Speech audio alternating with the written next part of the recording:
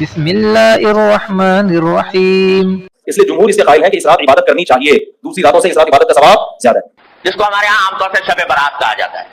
یہ ایک ایسی رات ہے جس کی فضیلت متعدد روایات سے ثابت ہے۔ میرے نبی نے اس رات کی فضیلت بتائی۔ شعبان المعظم کی 15ویں کو عبادت کا اہتمام شریعت میں ملتا ہے۔ تو 15 شعبان رات کی عبادت اور دن کا روزہ یہ مستحب ہے، رکھنا چاہیے۔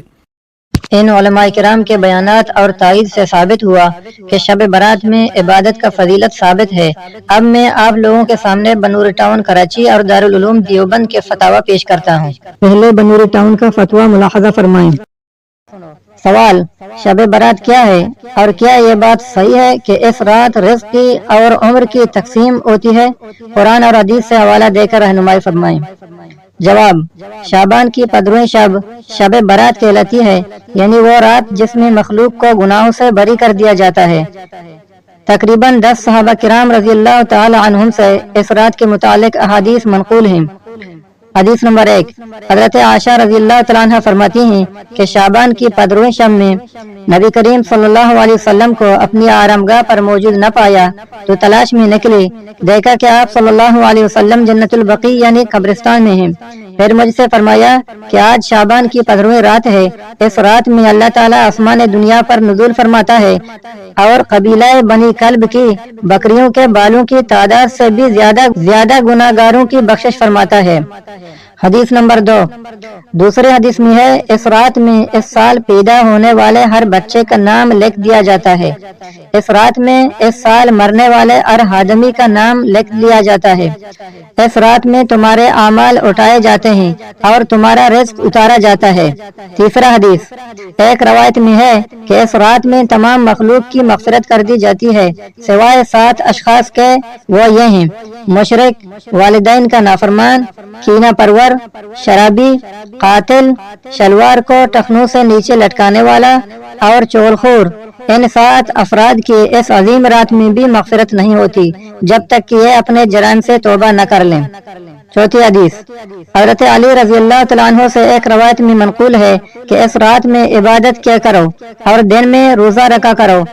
اس رات سورج غروب ہوتے ہی اللہ تعالیٰ اپنے بندوں کی طرف متوجہ ہوتے ہیں اور اعلان ہوتا ہے، کون ہے جو گناہوں کی بخشش کروائے، کون ہے جو رزق میں وسعت طلب کرے، کون مصیبت زدہ ہے جو مصیبت سے چھٹکارا حاصل کرنا چاہتا ہو۔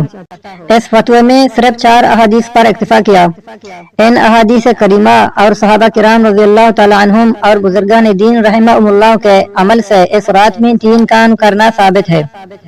قبرستان جا کر مردوں کے لیے ایثار ثواب اور مغفرت کی دعا کی جائے، لیکن یاد رہے کہ نبی کریم صلی اللہ علیہ وسلم سے ساری حیات مبارکہ میں صرف ایک مرتبہ شب برات میں جنت البقیع جانا ثابت ہے۔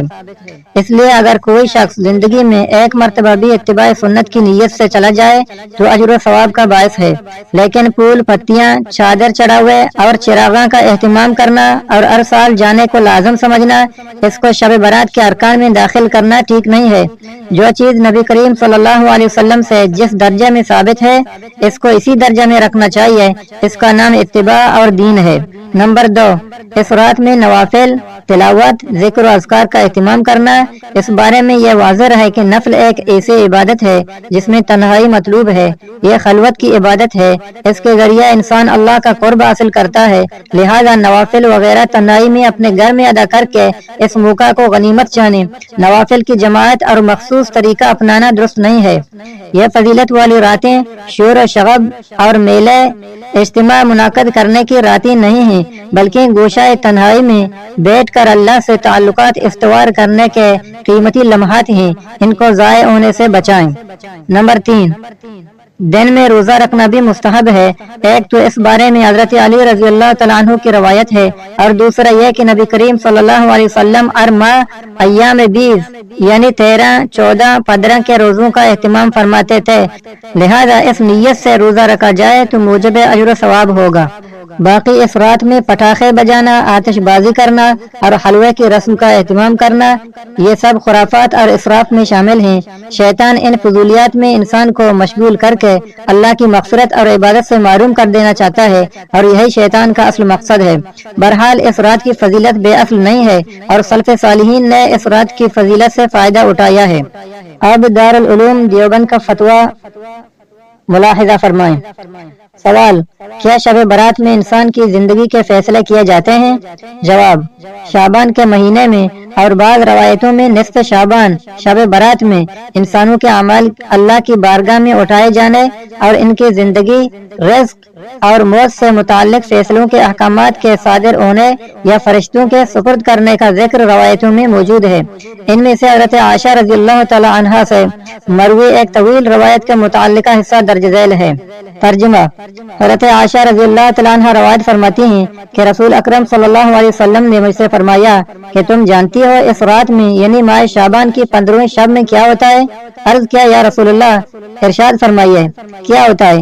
فرمایا اس رات میں ہر ایسے بچہ کا نام لکھ دیا جاتا ہے جو آنے والے سال میں پیدا ہونے والا ہے اور ہر اس شخص کا نام لکھ دیا جاتا ہے جو آنے والے سال مرنے والا ہے۔ اللہ کو تو سب پتہ ہے، البتہ انتظام میں لگنے والے فرشتوں کو اس رات میں ان لوگوں کی فہرست دی جاتی ہے اور اس رات میں نیک اعمال اوپر اٹھائے جاتے ہیں اور اس رات میں لوگوں کے رزق نازل ہوتے ہیں۔ حضرت عائشہ رضی اللہ تعالیٰ عنہ فرماتی ہیں کہ میں نے عرض کیا یا رسول اللہ صلی اللہ علیہ وسلم، کیا جنت میں کوئی بھی داخل نہ ہوگا مگر اللہ تعالیٰ کی رحمت سے؟ آپ نے فرمایا ہاں، کوئی ایسا نہیں ہے جو اللہ تعالیٰ کی رحمت کے بغیر جنت میں داخل ہو جائے۔ میں نے عرض کیا یا رسول اللہ، اور آپ بھی اللہ کی رحمت کے بغیر جنت میں نہ جائیں گے؟ یہ سن کر آپ صلی اللہ علیہ وسلم نے اپنے سر پر ہاتھ رکھ لیا اور فرمایا کہ میں بھی جنت میں نہ جاؤں گا مگر اس طرح سے کہ اللہ تعالیٰ مجھے اپنی رحمت میں ڈانپ لے۔ 3 بار یہی فرمایا۔